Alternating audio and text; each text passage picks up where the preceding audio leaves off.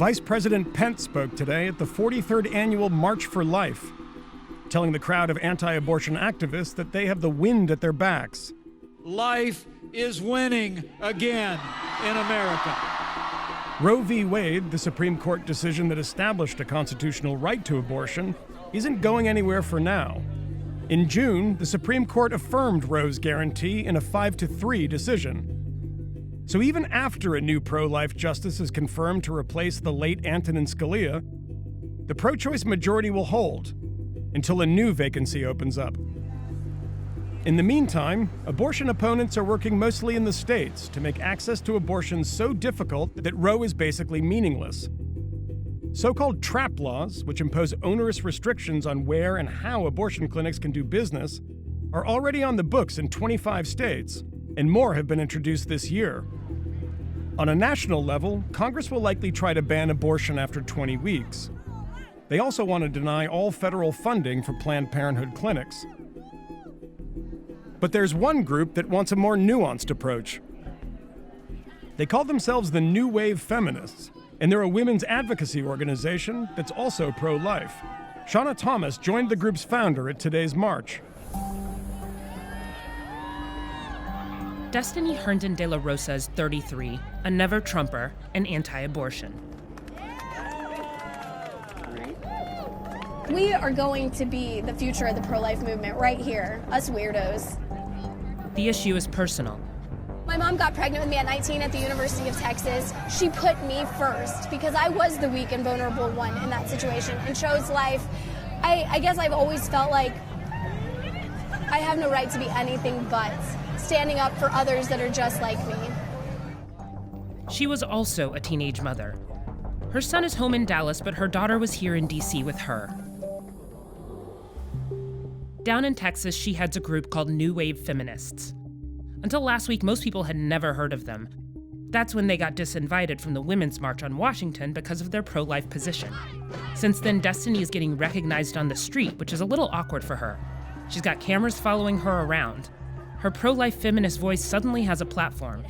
Does it disappoint you, though, that at an official level with that march, they were trying to exclude this pro-life voice, that it wasn't as inclusive as maybe it could be? At the end of the day, it's us. It's the individuals. It was the women that I was marching beside who are glad that we were a part of it that matter. So, a team of a couple women who didn't necessarily think it was a good idea for us to be participating, I'm not too worried about that. The sign in her hand last week is the same as this one, but the signs around her are different, even if both groups call themselves pro-women. Do you think the marches here can see the similarity of message from last week to this week? I think in their hearts they know it. So even though their political ideologies might be different, we have so much more in common than anyone realizes. But when Republican politicians talk about defunding programs like Planned Parenthood, a main pro-life talking point, Destiny's not enthused. I'm used to a lot of affluent male politicians talking about that, and being a woman who's uninsured, I'm tired of it. I get it. I don't want to support abortion in any way. I don't think any federal funding should go to Planned Parenthood.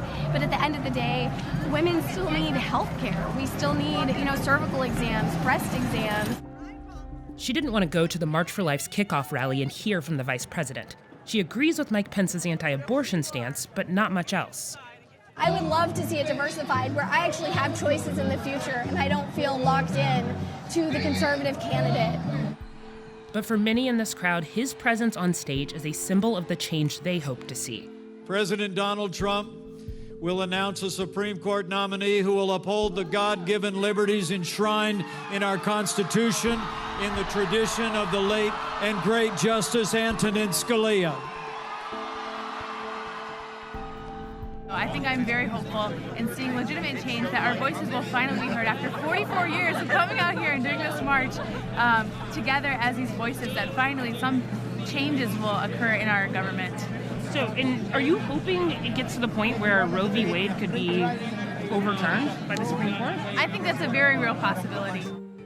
It was important to Destiny to be near the beginning of the walk, the purple hair calling attention to her nuanced pro-life message that's somewhere in the middle of last week's gathering and today's. How would you bring these people together?